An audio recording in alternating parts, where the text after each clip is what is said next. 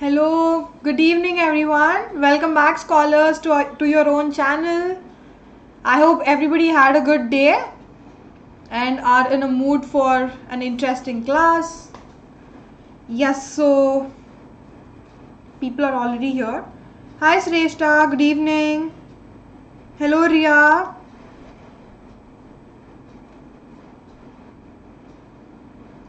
Good evening everyone. Cool. So in the meanwhile we do our introductions. Hoping another couple of people will join. I'm doing very well, Sreshta. Thank you for asking.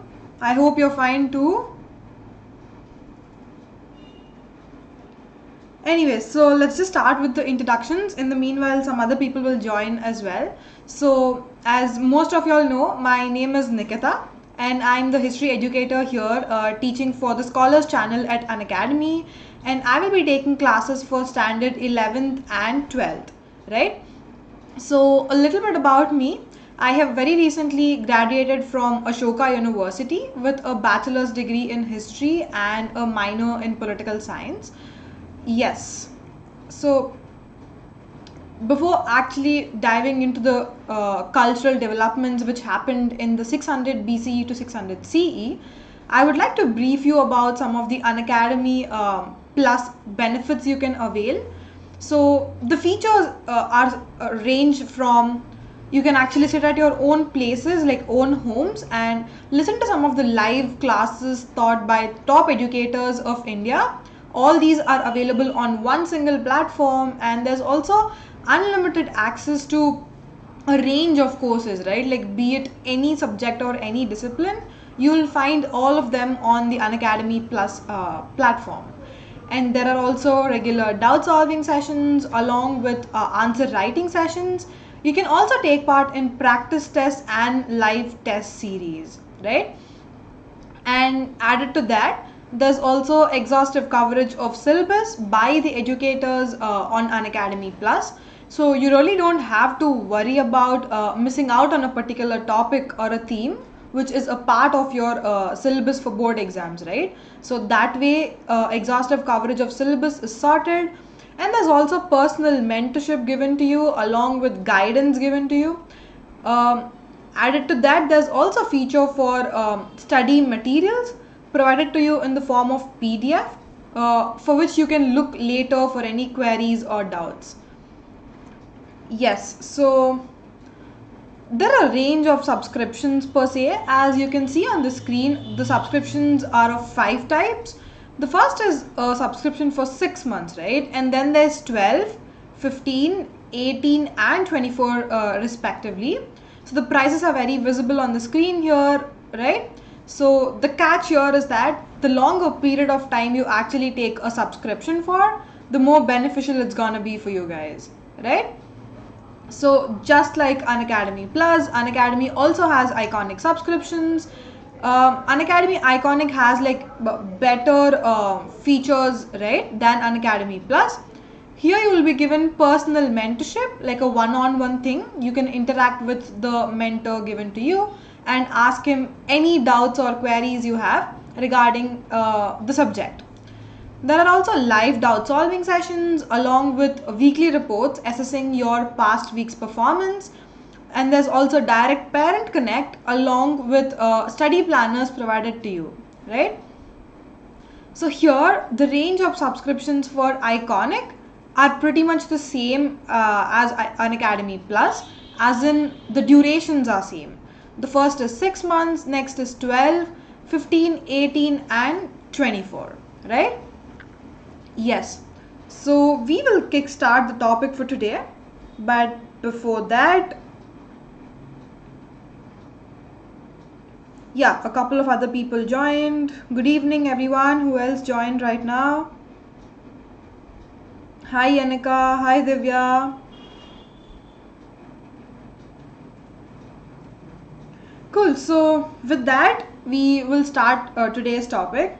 So as far as I remember, we don't have any questions yesterday for which I need to answer. But if there are any, please put them down in the chat box. I will quickly reply to them. Yeah. So, right, we are dealing with chapter 4, thinkers, beliefs and buildings. Basically, we are dealing about the cultural developments, like be it art, architecture, religion, sculptures, right? Like, so all these come under culture, right? And therefore cultural developments. So we are dealing with this particular period of 12 centuries, and here today we will be talking a great deal about Buddhism. If you all remember, yesterday we've talked about Jainism, right? So today we'll be starting a new phase, like a new religion. Right, so the first slide here basically says the Buddha and the quest for enlightenment, right? Like Buddha is also human. He needs to undergo some process for him to be enlightened, right? Like just when he was born, he can't be enlightened. He needs some time. He needs a process under which he will which he will undergo, like, and then he will get that enlightenment, right? So we will see what the journey of Buddha is to reach that enlightenment. But before that, let's just see like in which other countries other than India people actually follow Buddhism, right? So undoubtedly he is one of the most influential teachers of the time, because we have clearly seen in I think day before yesterday's class how there are 64 schools of thoughts or sects emerging in this particular period. But out of all those 64, the two names which we always hear and are very popular, right, are Buddhism and Jainism. In fact, even between Buddhism and Jainism, Buddhism is more influential than Jainism. We'll see how Buddhism spread to a lot other places than the Indian subcontinent, but mostly Jainism was restricted to the Indian subcontinent itself. So in that way, we can conclude that Buddha and the teachings of Buddha were more influential than the rest of the 63 sects, right? So that was the first point. And secondly, his message spread beyond the subcontinent, right? Like where else did it go to is the question. Did it go to western part of the world or did it go to eastern part of the world? Majorly the answer to this will be the eastern part of the world, right? Like the Asiatic nations, and not like Europe or US, and not like that. So we will see which countries in particular, right? So here if you see, it spread to China, Korea, Japan, along with Sri Lanka, and also it passed all those Southeast Asian nations and traveled to Myanmar, Thailand and Indonesia, right? So we'll just quickly have a look at the world map, because as history students it's really important for us to visualize where countries are on the map, right? Like even if you see like the model paper, like I hope most of y'all have gone through the model paper yesterday. If not, we will go through it in the later classes. But like if you look at the model paper or like the sample paper, you will realize that there are map questions towards the end of the sample paper. I think question number 59 and question number 60 are related to the map questions. Like you need to point out which place is what, right? So as history students, it's really important for us to know where the places are on the map, right? So that is why I put this map figure here. So we are basically talking about the nations where Buddhism is prevalent. So we've talked about Korea. So Korea and is here, like South Korea and North Korea. They're right towards the right side of China. There's also Japan right here beside Korea. We've also talked about China, right? Like how Buddhism spread to China. So like all of this is mainland China, and somewhere here is Hong Kong, right? So not just that, but it also spread to Sri Lanka, here the tip of South India, right? This is Sri Lanka, and Myanmar, which is almost nearer to India borders, along with Thailand and Indonesia. So like whatever places I circled here on the map, these are the places where Buddhism is prevalent even today, and it spread long back, right? So I hope this map thing is clear. Any questions still here?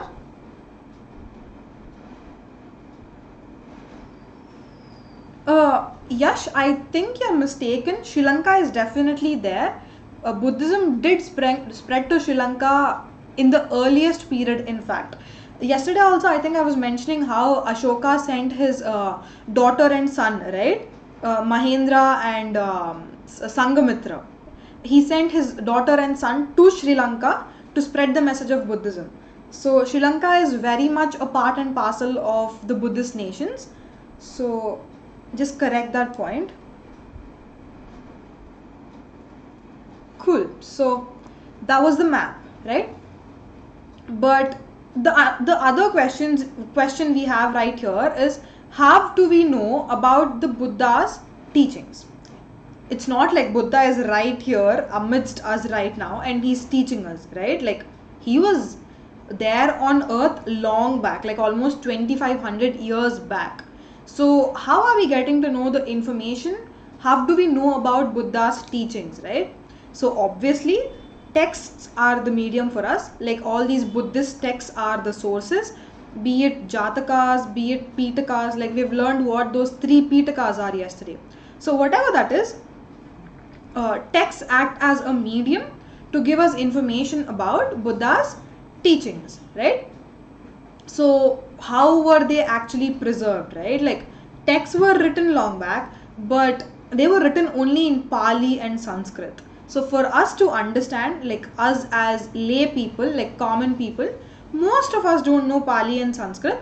So scholars basically kind of translated all these texts, and while the process of translation is happening, it is very important to be, like you have to analyze stuff in a very effective manner. As in, if a text is being translated from one language to another, it is very easy that you might interpret the meaning in a different way.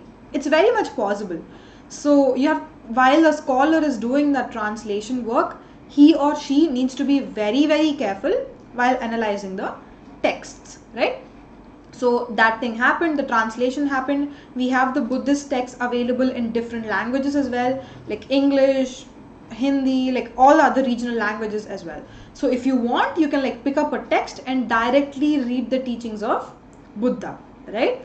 So Tripitakas is one thing, Jatakas is one thing. The other source of information we have is hagiographies. I'll explain to you what hagiographies are within a minute. So, but also remember when these hagiographies were written, right? Like hagiographies were not written when Buddha was alive. After he died, probably after a century later after he died, so all these disciples of Buddha, they started writing all these hagiographies, right? What do they tell us basically? These are all the memories of Buddha, like what did he do when he was alive, how were people influenced by Buddha's teachings, to which places did he go and spread his message, and all that stuff. Like hagiographies contain all this information, right? Yeah, so any questions still here before we move on to the next slide?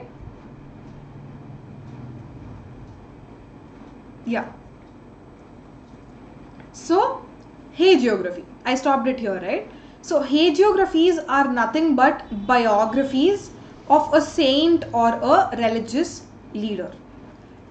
Till now we've talked a lot about Buddha, right? Like by this time we should understand that Buddha is a religious figure, like he's a religious leader, right? So anything written about him is considered to be a biography, but the particular type of biography we are talking right now is hagiography.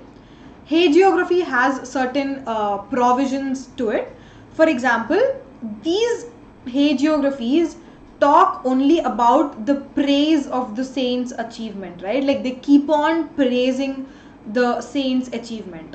So let's take Buddha for example. If I am writing a hagiography about him, I won't mention anything bad related to Buddha. I will only tell how good he is, how nice he is, how great he is, right? Like only the positive attributes I will mention as a part of the hagiography.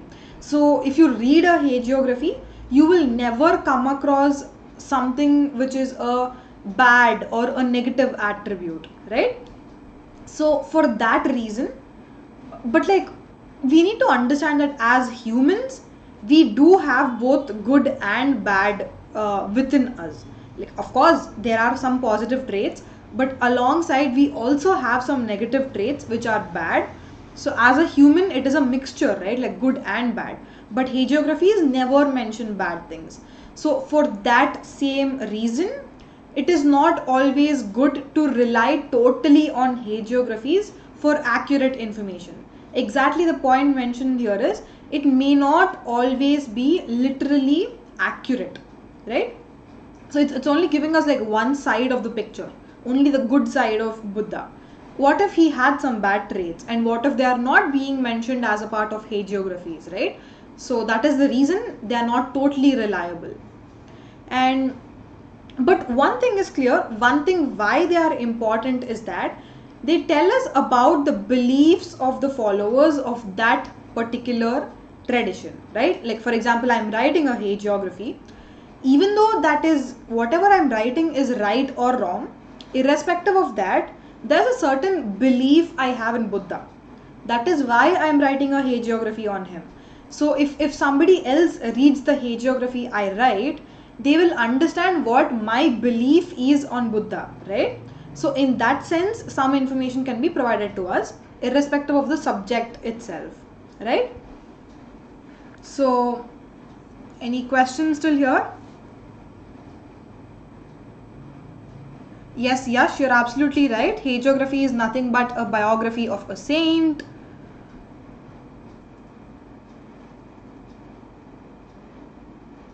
Cool. So no questions. We will move on.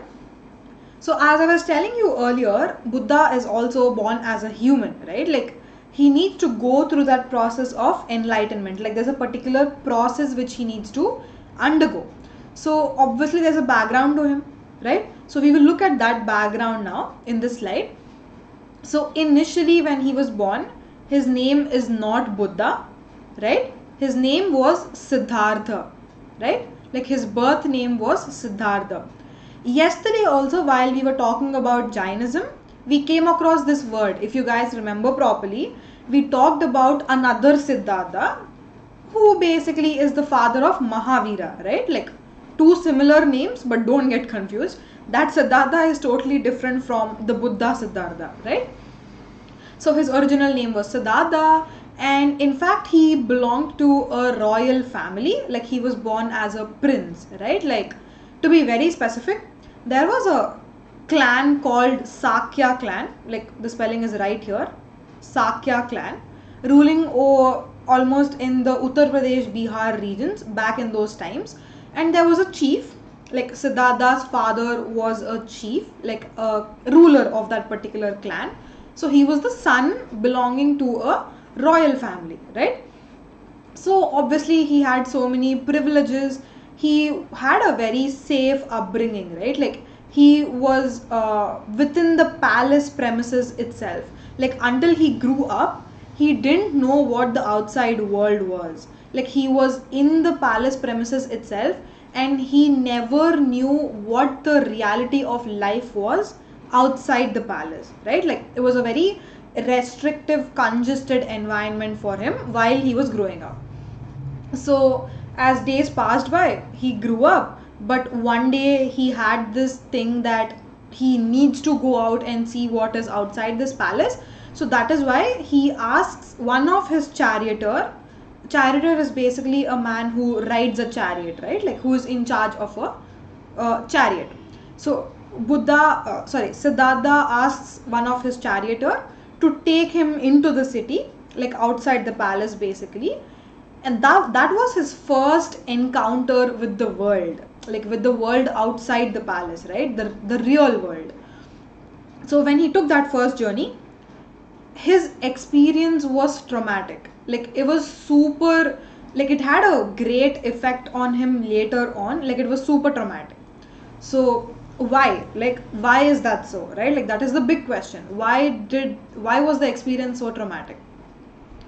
Firstly, we will start with what he saw while he went out into the real world.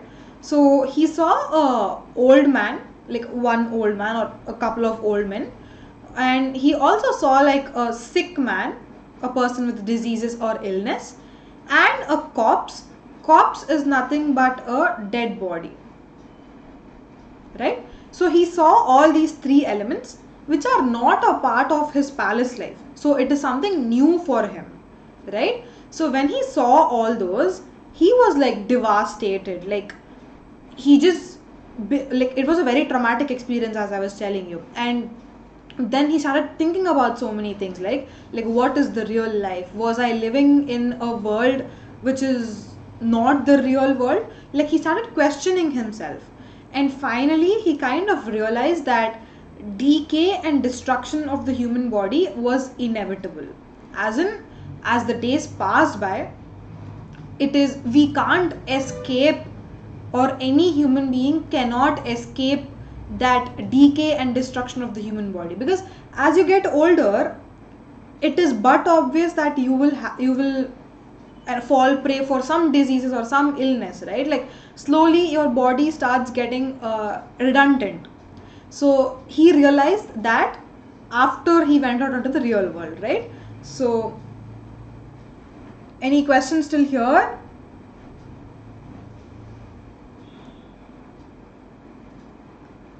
Okay, so no questions. This slide is a continuation to the last slide. So not just those three people, right? Like a dead body, a sick man, and an old man, but he also came across a homeless mendicant, right? Basically homeless person who was old. Like he was homeless, he was old, he was sick, and almost at the verge of death. Like if you look at that person, you will understand that this person is not gonna live anymore. Eventually, like in the very near future, he's gonna die. Like his state is like that. He was a homeless mendicant. But even though he had all these negative things like old, illness, he was homeless, even though he had all these things, Buddha saw that old man, that homeless mendicant, made peace with himself. Like he kind of realized the fact that he was gonna die eventually, and there are a lot of sufferings, but still he chose to be happy for how many ever days he has left, right? So that kind of triggered Siddhartha. He was like, even though a person has so many sufferings, how is it possible that he's still happy, right? So then he realized that the life I led till now is a total waste. It doesn't resonate with the real world, and it's time for him to kind of step up and to decide what he wants in life, right? So that is when he decides to adopt a particular path, and immediately he leaves his palace, like he leaves his house, parents, relatives, and everything, and then he goes in search of his own truth, right? For him, there existed some truth. He wanted to find what that is. He wanted to find the realness of the world, right? So in order for that to happen, he left his house, or he left his palace. So what did he do after leaving the palace is the main question.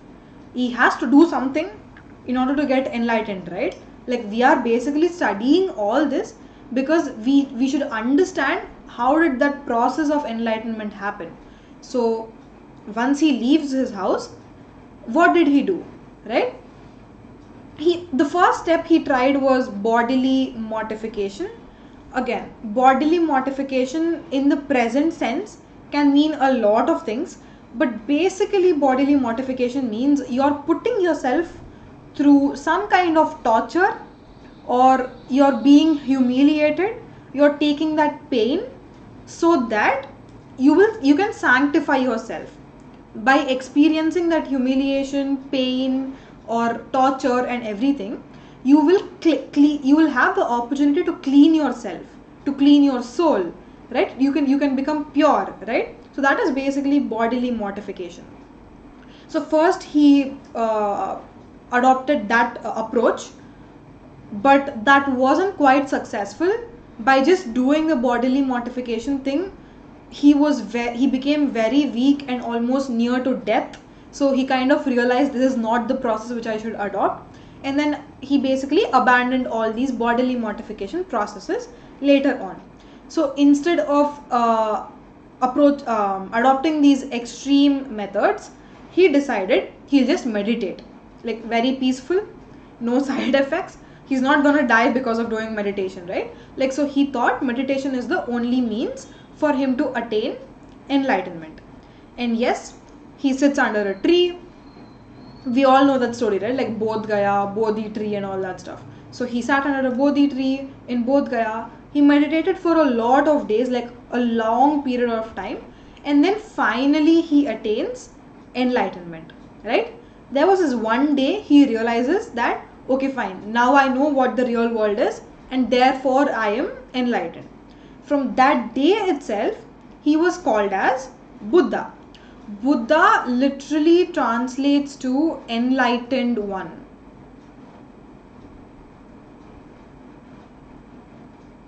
Right? So Buddha basically means enlightened one, and from the day he realized he attained that enlightenment, he was referred to as Buddha.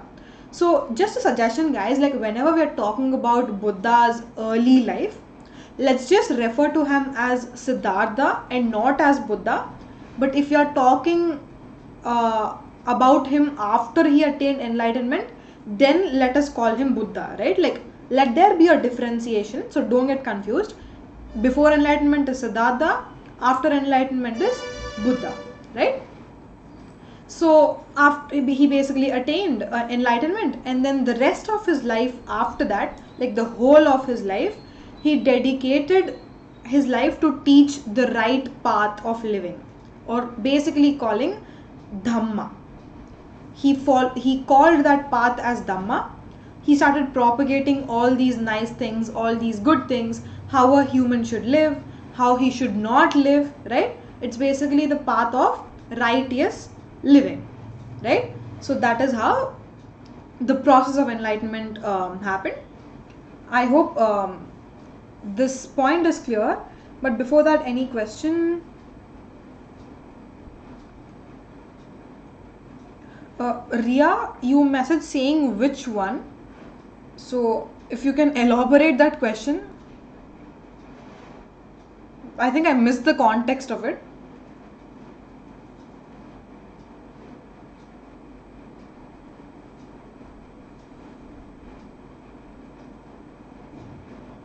Oh, Yash. So when it comes to childhood names, Buddha's childhood name was Siddhartha, right?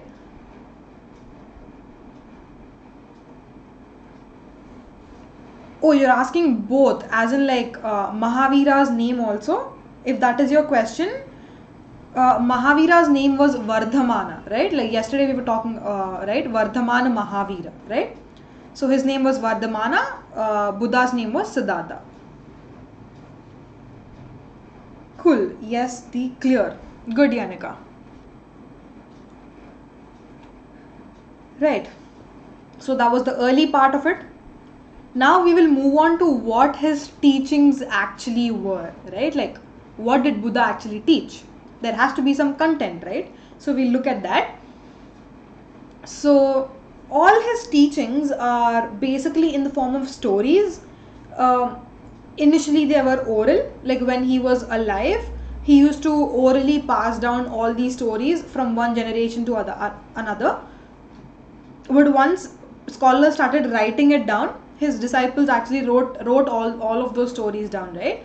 So most of them we can see in Sutta Pitaka. All these stories we find in Sutta Pitaka. So yesterday when we were talking about the concept of Tripitakas, we came across Vinaya Pitaka, Sutta Pitaka and Abhidhamma Pitaka, right? Like, just as a quick revision, I will tell you what those contents are. Vinaya Pitaka talks about rules and regulations for a person who wants to join the Sangha, right? And Sutta Pitaka, the one we are talking right now, basically talks about the Buddha's teachings. And Abhidhamma Pitaka talks about philosophical matters of life, right? So that was like a quick revision.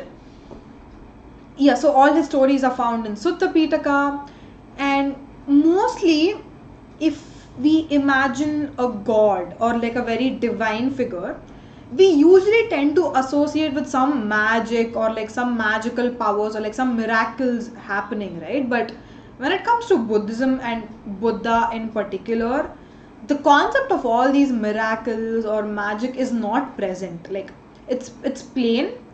The base point of the religion is reason. Like all the message, all the messages and information he's trying to convey is based on a very rational process, like the very practical. It has a reason behind it. It's not just magic, right? Like without a proper reason, anything will not exist in Buddhism.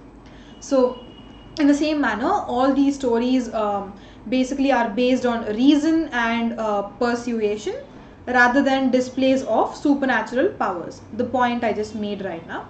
So in order for you to understand it more clearly, we look at one such example, right? Like for instance, a grief stricken woman whose child died, she came to Buddha for help. What is the normal or like a common thing which we might think of in the present days in this scenario? Like if I, like if somebody died who's close to me, I go to some divine figure like a religious leader or Buddha or anybody, I would expect like a magical answer, right? Like, oh my god, I'm hoping Buddha will give birth to the dead person again. Like the dead person will come alive. That is usually the answer we expect.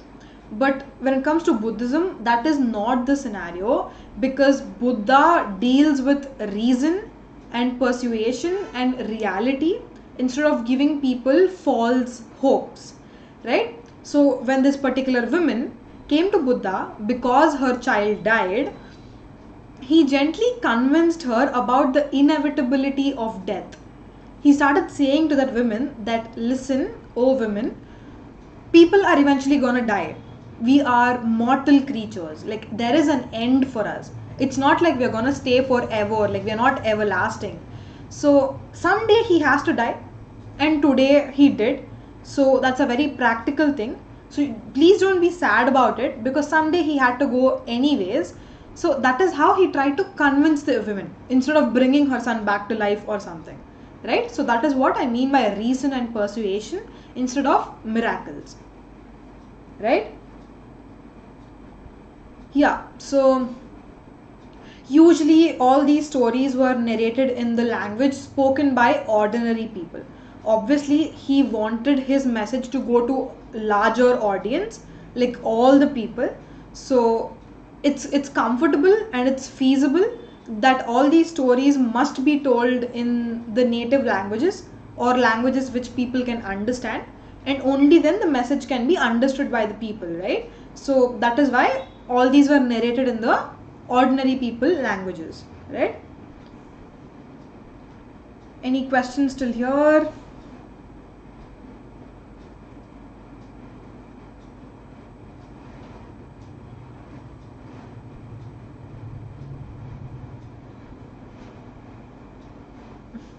Again, Yash, about the supernatural powers thingy. See, if you look at some texts, obviously they're gonna, Buddhist texts, they're gonna praise Buddha, right? Like if people are gonna praise somebody, they will tell that he had supernatural powers. But in reality, we know that he was a human, so he did not have any supernatural powers. That is the underlying point. Like he himself was trying to convey the fact to the people that he is not like a magician or a divine figure, but it's just that he had attained enlightenment through meditation. He knows what is good and what is wrong, and that is the message he wanted to convey to people, to lead a righteous way of life. But other than that, he did not have any supernatural powers, right? Like I don't know, like converting blood into water or something like that. No, he did not have any supernatural powers. Okay, so Rahul asks what is Sutta Pitaka, right? So Sutta Pitaka is basically one of the three Pitakas. Three Pitakas are basically the holy texts or the main texts of Buddhism. So Sutta Pitaka is the second of the three Pitakas. the content of it is basically Buddha's teachings. I hope that answers your question, Rahul.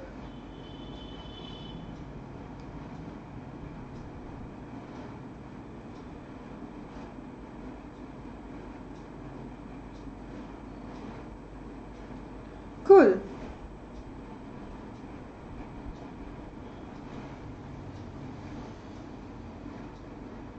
Yeah.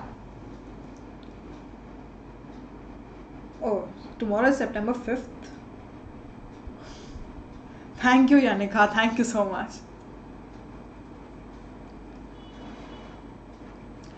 Anyways, so where was I? Yeah.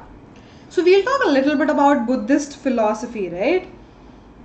We've talked about Jaina philosophy yesterday, like how they believe that you have to do all this meditation and all to escape the sorrows of life, right? Like in the same manner, Buddhist philosophy also has some provisions.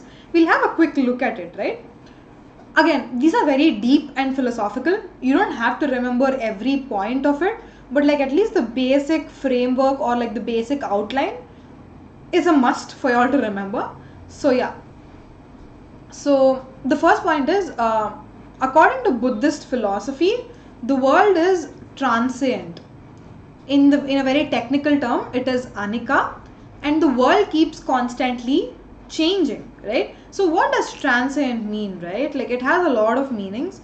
It is either short term or not permanent, right? So all these are meanings for transient. So Buddhist philosophy says that the world is not forever. It has an end point. It is not a permanent thing.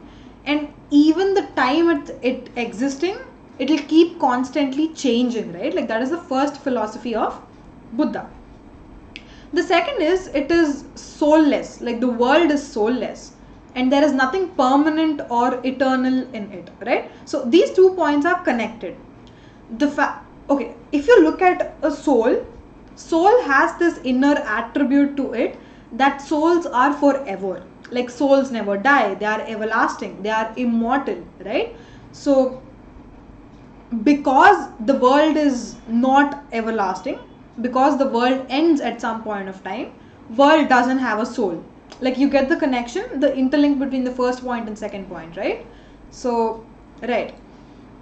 And also within this world itself, the concept of sorrow or dukkha is a word we use in our general conversations also, even in 21st century, right? So it's sadness or sorrows or problems, right? So all these are very intrinsic to human nature. They are a part of the human life. You just can't escape all these sorrows, right? So they're very much a part of human life. And how do you problems are going to be there. Problems are definitely going to be there. You can't escape problems or sorrows. But how can you overcome them is the question. And for that, Buddha has an answer. He says that you can overcome all these worldly troubles by taking a moderate path. So what that path of moderation is, he says you have to be somewhere between severe penance and self-indulgence. A little bit of explanation is needed here. So basically, we will compare this with Jaina philosophy, then we'll get a better understanding, right? Like yesterday when we were talking about Jaina philosophy, we said that the only answer to the worldly problems is severe penance. Like you have to meditate. Meditation is the only option. But when it comes to Buddhism, Buddhism doesn't say that. It says you lead your normal life. You stay in the world, you have a life of yourself, but at the same time you also do meditation. Like it's a mix of both worlds, right? Don't adopt to any extremes. Like don't completely meditate and avoid the world, or don't completely indulge in worldly pleasures and avoid meditation. No, you're not supposed to do that. You're supposed to have a balance or like a mix of both worlds, right? Like, and this is when you will actually overcome all these worldly troubles. That is what Buddha says. And the last point here is, in the earliest forms of Buddhism, like when the religion of Buddhism was first started to emerge, at that time they did not care about the figure of God. Like for them, or like for followers of Buddhism, whether God existed or not was not the real question. They never bothered about, is there a supernatural figure or is there a divine figure. No, they did not bother. They were not concerned about that. They were only concerned about leading a righteous way of life. Again, a little bit side information. Historians today and most of the scholars of religious studies, they would like to call Buddhism as a way of life more than a religion. Like instead of calling Buddhism a religion, they want to call it a way of life, right? Because in order for something to be called a religion, there are certain parameters. Like there need to be a god, there need to be some religious scriptures, right? So Buddhism in the earliest form did not have any of these. They did not have a god. They just had one leader in the form of Buddha to guide them. But Buddha was never a god, right? So that is why historians wanted to call Buddhism a way of life rather than a religion, right? So any questions still here?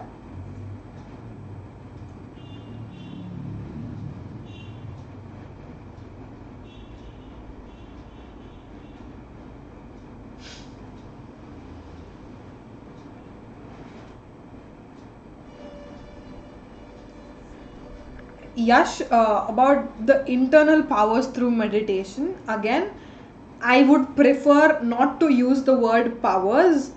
Let's just say he kind of realized what the world is. Again, if you want to call it a power, like a mental power or an emotional power, you can call it, but not power in its literal sense. So all these are words which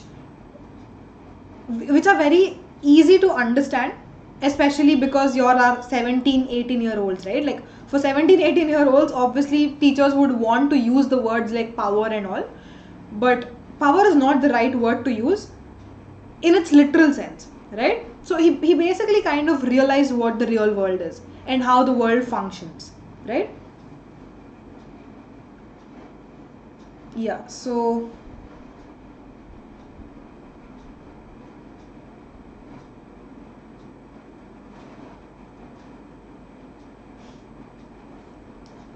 okay, so whoever's wishing a happy Teachers' Day in advance, thank you guys, thank you so much.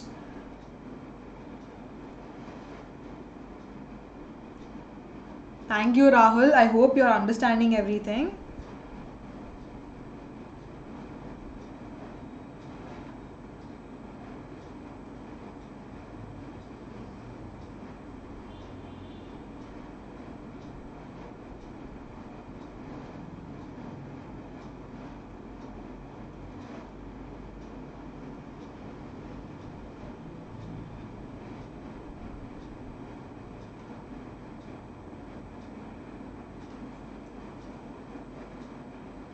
Guys, there are a lot of texts. Just give me 1 minute. I'm figuring out which ones to answer.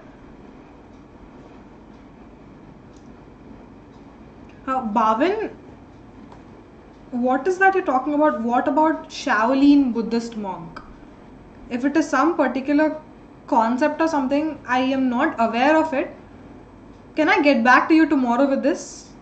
Because I really don't know what Shaolin Buddhist monk is.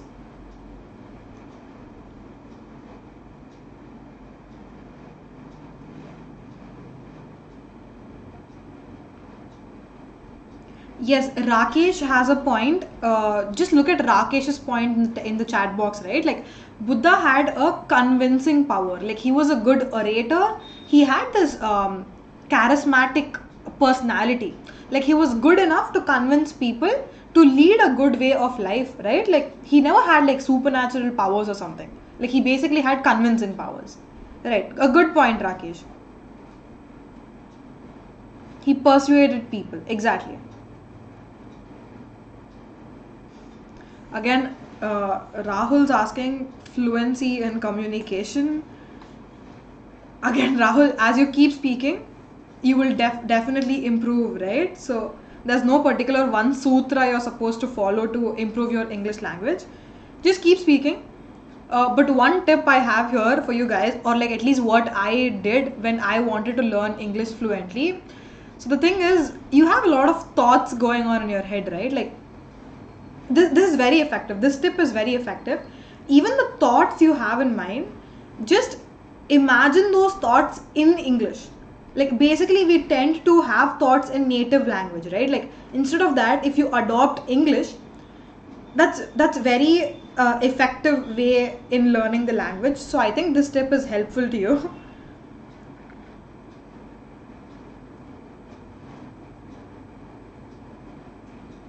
I hope that answers your question, Rahul.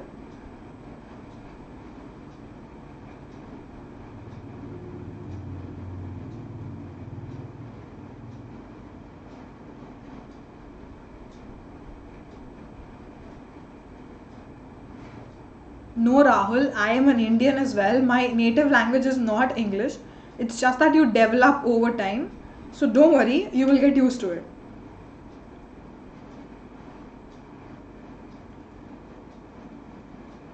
Okay, guys, no debating about the language here. Let's just focus on the chapter. If that is the end of your questions, I'm really sorry if I missed any of your questions. Can you please put it again in the chat box, because there was an overflow of so many comments. It is possible that I might have missed something in between. Just put it down again. Oh yeah, that is a good point, Rahul. Actually, if you can actually read a lot of newspapers, right? Like, but one thing I would suggest is don't go for Hindu initially, because Hindu is really complicated. Just start with like Deccan Chronicle or something, and then as you improve, then probably take up Hindu newspaper.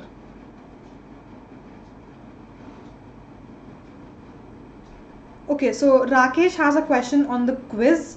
So as soon as I finish this chapter, I think it will take another 2-3 sessions for me to finish this chapter, Rakesh. So once that is done, we'll have a quiz on this chapter. And after that, we also have one thing remaining. We need to discuss the sample papers also, guys. So once the 4th chapter is done, we will do a quiz on chapter 4, and then we'll move on to the sample papers, right?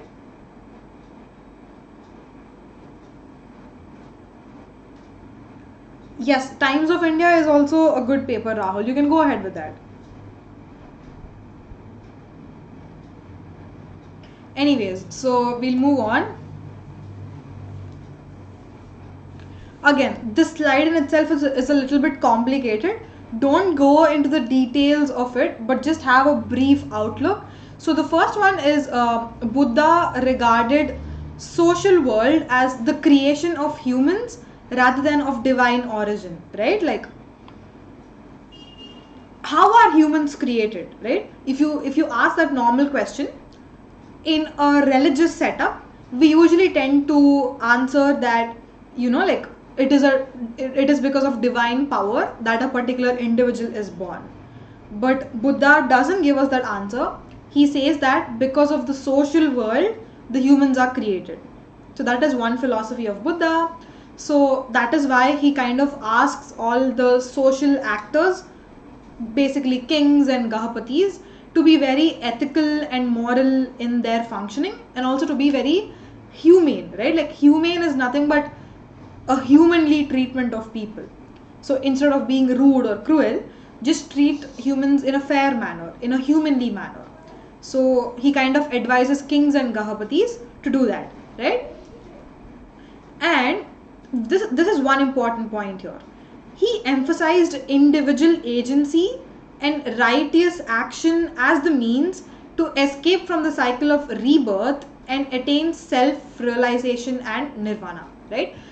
So basically, the underlying point here is, if you perform some yagnas or yagas as a family or like as a community, usually in Hinduism or any other religion per se, we kind of believe that since we are doing it on a community basis, since we are doing it collectively, all the people involved in the yaga will attain salvation or will attain moksha, right? But that is not what Buddha is saying. Buddha is saying we are individual creatures. We have our own individual self, right? So each of us have to attain salvation.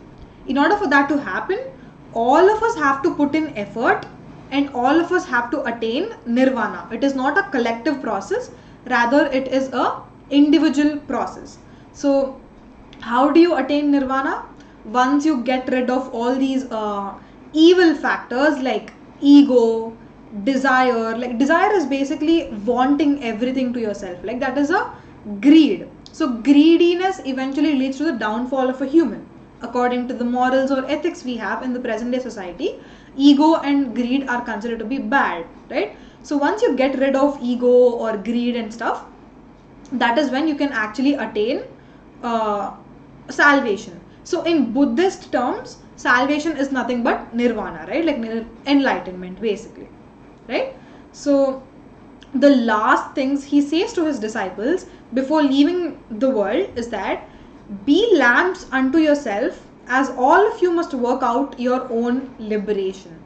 Like lamps is basically light, right? Like lamps emit light, so light is a very reflective thing of lamps. So he's saying in every individual self, like all of us have light within ourselves which we can use to liberate ourselves, right? Again, so many complicated and philosophical concepts here. You don't have to remember everything, but at least remember like the basic words and concepts. That will help you guys. So any questions till here?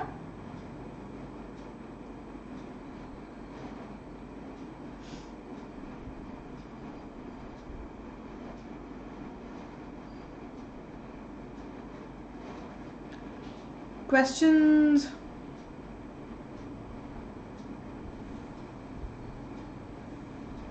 Okay, so I don't see any questions. We will move on. This thing is okay. So Devika is asking us to do the map series, right? Like, yes, Devika, we will definitely have a class particularly dedicated to map series. But as and when the discussion of maps are coming up, even in like today's class, right? Initially, I showed you all a map, like the world map of where Buddhism spread.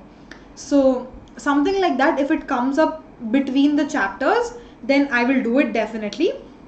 But not just this, because there are a lot of marks allotted to the map pointing in the board examinations, even for your term 1 examinations, we will have separate 1 or 2 classes specifically for maps, right? I hope that is okay.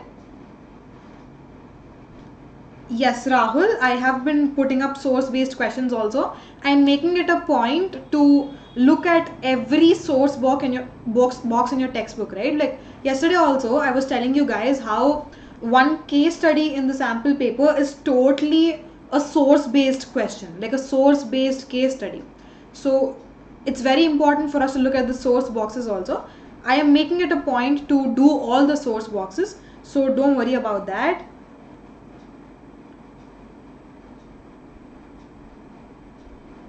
So Rakesh put up a wonderful point in the chat box.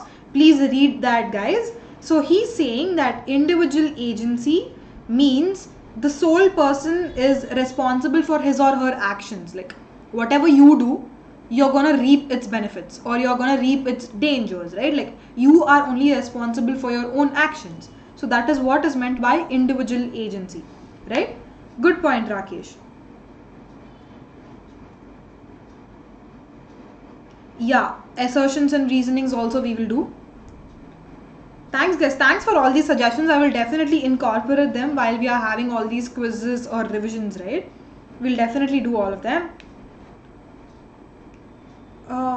Picture based, Tina, I'm not sure about the picture based, because in the last quiz I did do the picture based questions, but when I saw the sample paper there were no picture based questions. So I don't see any point in doing it for the examination purpose, but like normally if we want to do it for ourselves, we can do it, not a problem.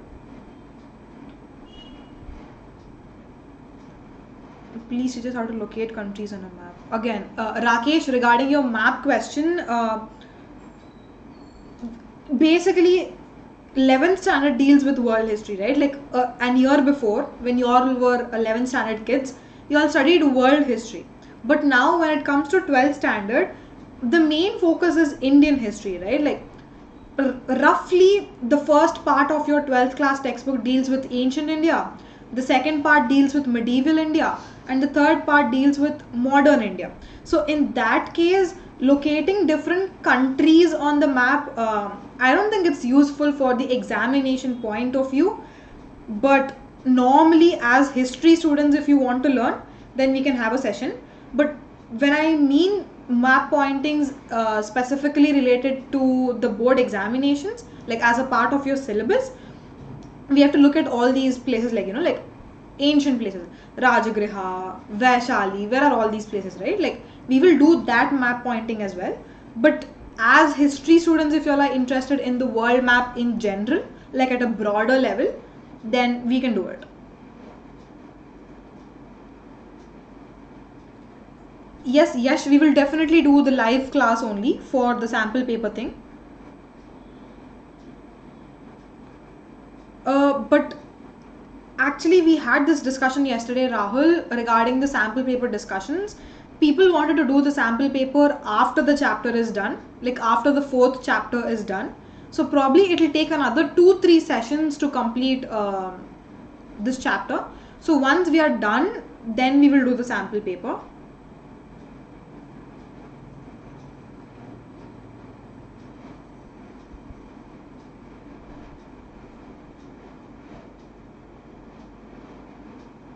Yes, I totally understand your queries regarding the map pointing.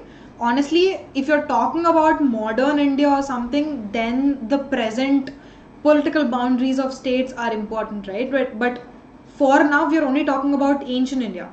So when it comes to ancient India, we don't have like particular state boundaries. It's just a plain Indian subcontinent map.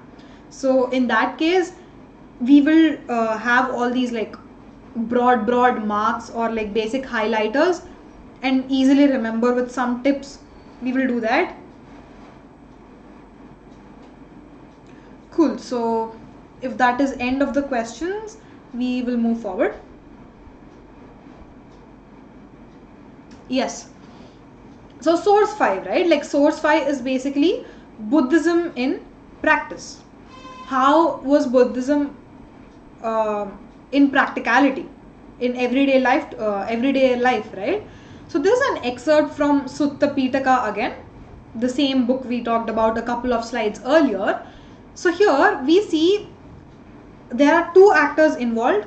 One is Buddha, obviously, and the second is Sigala. Sigala is the name of a person who was a wealthy householder. Like this conversation is between Buddha and Sigala. Buddha is basically giving advice to Sigala on how to treat various people, right? So the first thing is how you're supposed to treat your servants or employees working under you, right? There is a definite way you're supposed to treat them. You're not supposed to like yell at them or like like be very rude to them, be very cruel to them and all that stuff. You're not supposed to do that. Instead, you have to assign them work according to their strength, right? Let's say a guy is very lean, like a servant is very lean or thin. He doesn't have proper energy, like he doesn't have that strength. When you know that and you're going to that person and asking him to lift like 100-kilo bag or something, that is not fair, right? Like you have to give him work according to his strength, according to his potential. That is the master's duty, to realize what work can the servant do, right? So assigning work based on strength is number 1. And for the work they are doing, you're supposed to give them food and wages, number 2. And also in the time of illness, like in the time of sickness, just help them because they are in need, right? Number 3. The next is sharing delicacies with them. Like if you have something with yourself, like eatables or any luxuries, and if you want to share anything, please share all those delicacies with the servants. That is number 4. And the last is granting leave at times.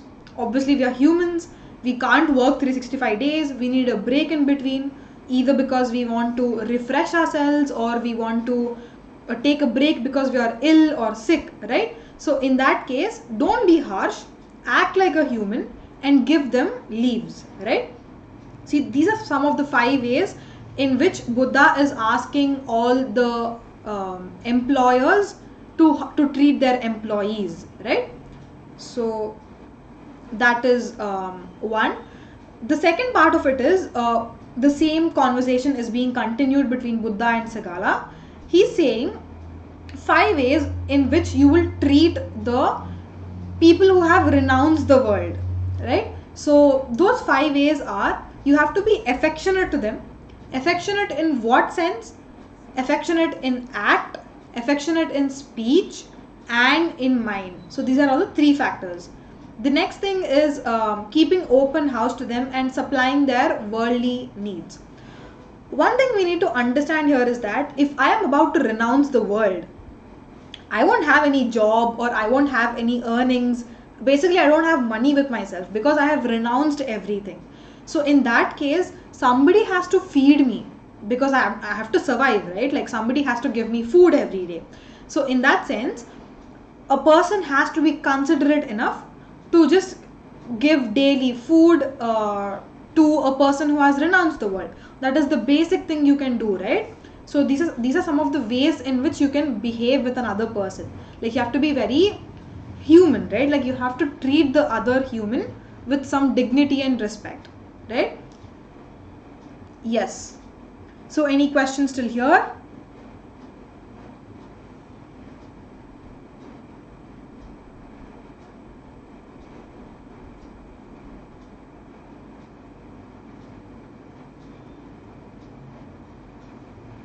Yes, according to his ability, right? So we have here followers of Buddha. The next sub theme, we've seen how there are so many followers for Buddha, right? Like, but how did these people become the followers of Buddha? That is the main question. So as we have seen, initially there were only few disciples of Buddha, but as the disciples kept increasing in number, they started growing in size. In that case, Buddha had to do something in order to accommodate all of them. And that is when he founded a Sangha. Sorry. Yeah, what does Sangha mean? Yesterday also we come across this word. It basically means association, right? Or like a community. So he formed a community or an association where all these Buddhist monks can join and then they can become teachers of Dhamma, right? So that is how all the disciples formed a Sangha. These monks, as I have told you all, the fact that they renounced the world, they led a very simple life. They did not even have like basic food to eat because they don't have money to buy the food. So that is why they just had like a bowl with themselves, and every day they used to go into the villages to beg for food. Again, we should not use the term beg here. It's just that people are considerate enough to donate food, right? So they go for donations, right? So laity is nothing but laymen, like normal common people. They used to donate food to all these monks. And they're living on alms, right? Like alms is nothing but donations again, or help, let's say. So the fact that somebody is helping them and they are living because somebody is helping them, they are known as bhikkhus. Like bhikkhus is like a Sanskrit term for the people who are helped, right? We'll quickly skim through this. Initially, only men are allowed to be a part of these sanghas or organizations. But at one point of time, a person called Ananda is also a disciple of Buddha. Like Ananda went to Buddha and was like basically Ananda persuaded Buddha that it's not correct that we only include men as a part of Sangha. We also need to incorporate women, because as Buddhism, as like Buddha followers, we stand for equality, right? Like equality of gender as well. So not just men, but also women are supposed to be a part of the Sangha. And then Buddha got convinced, and from that point of time, both men and women can become a part of the Sangha. And any questions till here?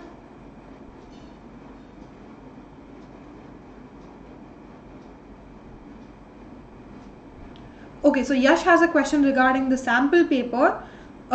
Yes, Yash. CBSE only released one sample paper. We'll be talking about that only. And to be very honest, the pattern is very new. We don't have any extra sample papers also. The only thing we have in our hand is the one paper released by CBSE.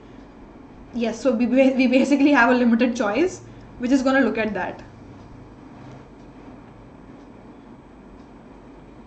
Yeah.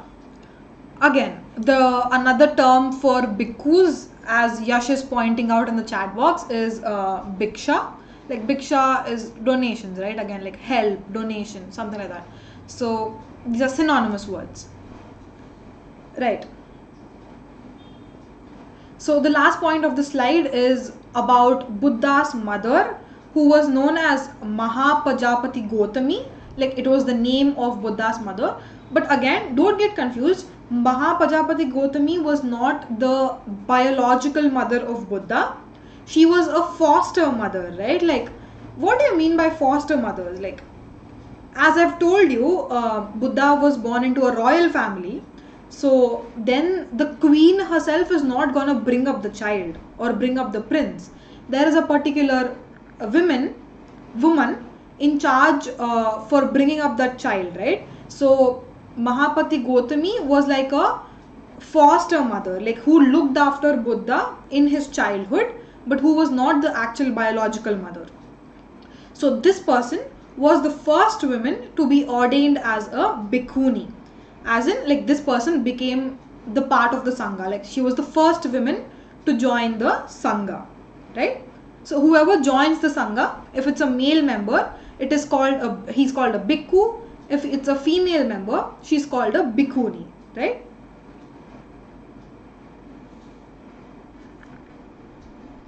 Exactly. Yanika has a point. A mother who doesn't give birth to a child, but in fact takes care of that child after somebody else gives the birth, right? Cool.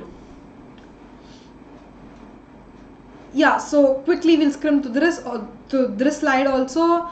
Many women who entered the Sangha, again guys, there's a order for this, right? So it is one thing to join the Sangha. You want to join the Sangha because you want to learn the teachings of Buddha. That is step number one.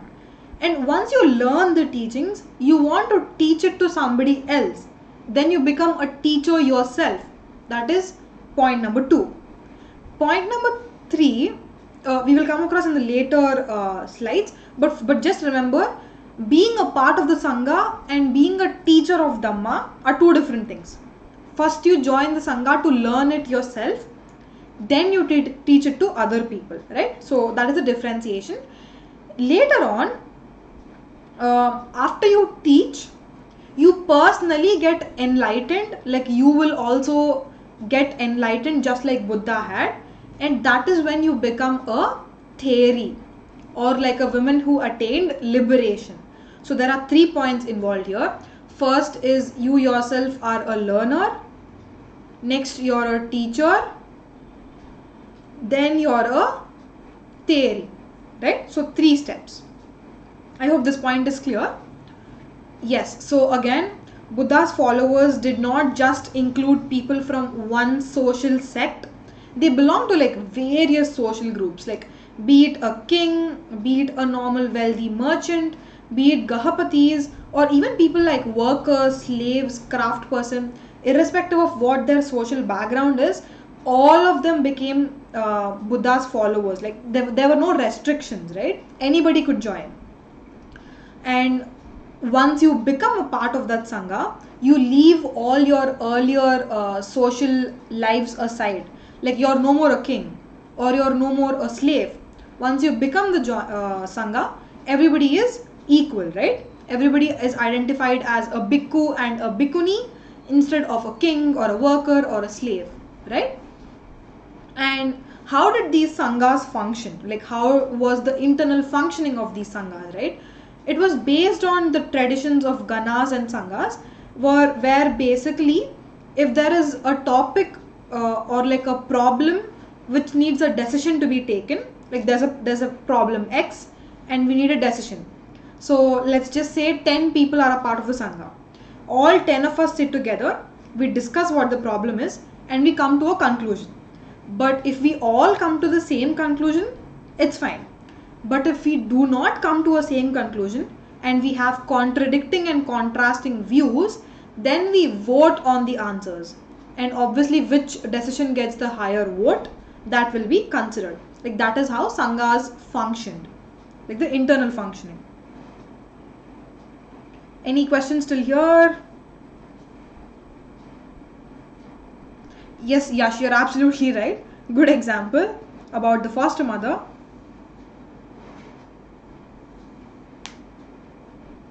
Okay, Bhavan has a really typical question. He's asking, ma'am, what do you think in today's generation, can anyone become the next Buddha? Again, it's a very broad question, Bhavan. See, at that point of time, the fact that there were no schools of thought or no religion, like we did have, but we just only had like one thing, like Brahmanical ideas or like a Brahmanical religion.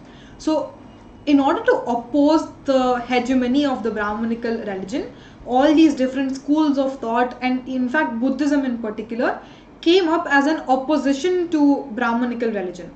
But if you consider in the present 21st century, we don't know. People might come up with religions depending on what their thought processes are. But the main question here is, if people come up with such ideas, are the general public willing to join and become a follower of that particular tradition? That is the question we need to ask ourselves. Because honestly, can anyone become the next Buddha is like a much later question we need to ask ourselves. But can anyone find another religion or like another tradition? Yes, in fact it is very much possible, right? Like in fact now I have some thought in mind and I want to establish another religion. I might come up with it, but the real question is, will anybody follow my traditions? Like, are you willing to listen to whatever I'm going to say? Are you going to be convinced because of what I'm going to say? That is the question, right? So again, it's not a single person effort. It also involves the people around him or her and the capability of that person to convince other people. Again, it's a very broad question, so many factors, so many multi-layered answer, but good question. You all can think about it, right? Like that is how you can, like by thinking about what happens in the present times, you can associate it with the past times and then come up with different interpretations, right? You're going in the right path, Bhavan. Good job. Today's generation is very dangerous, apparently, according to Yash. Again, personal views.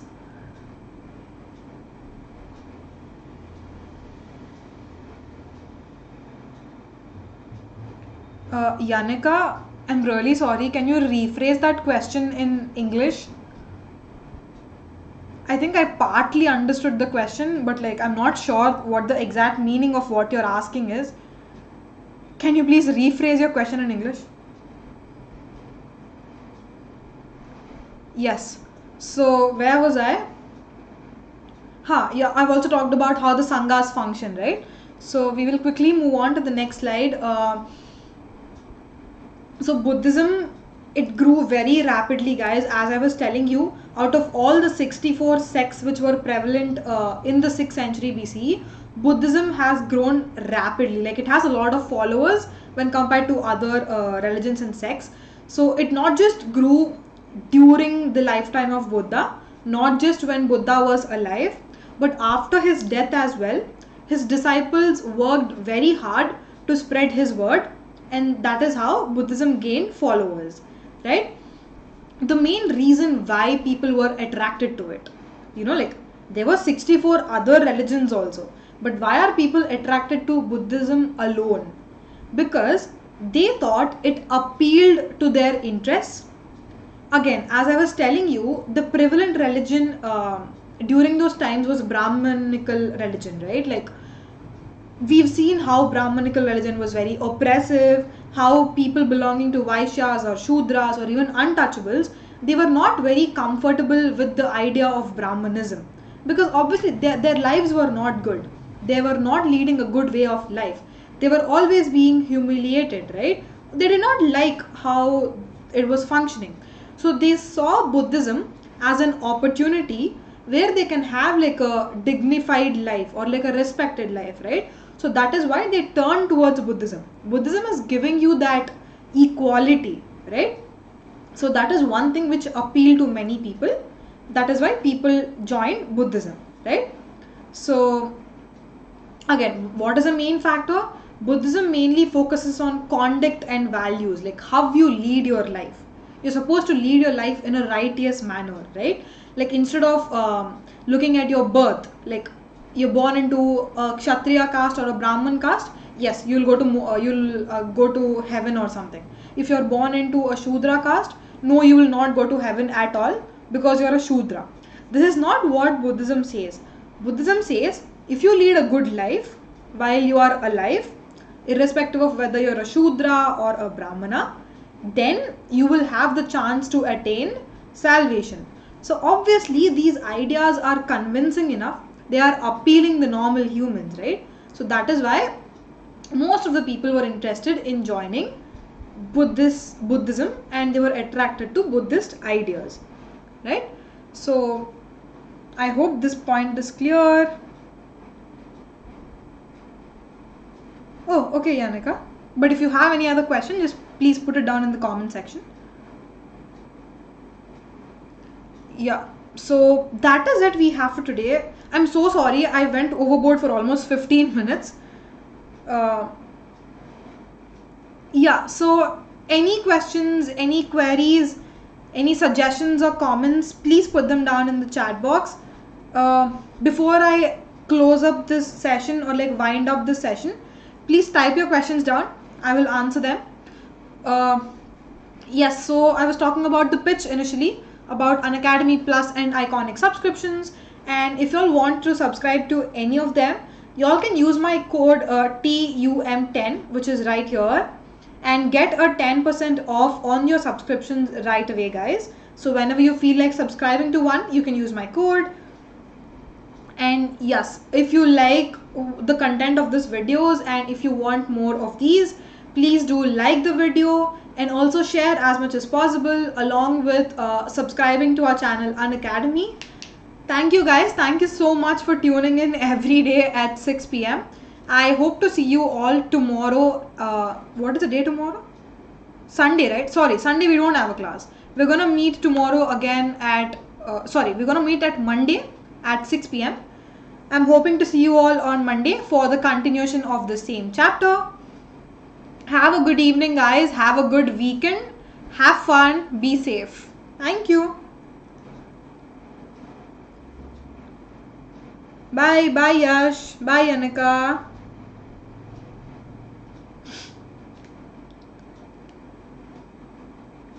Have a great weekend, guys.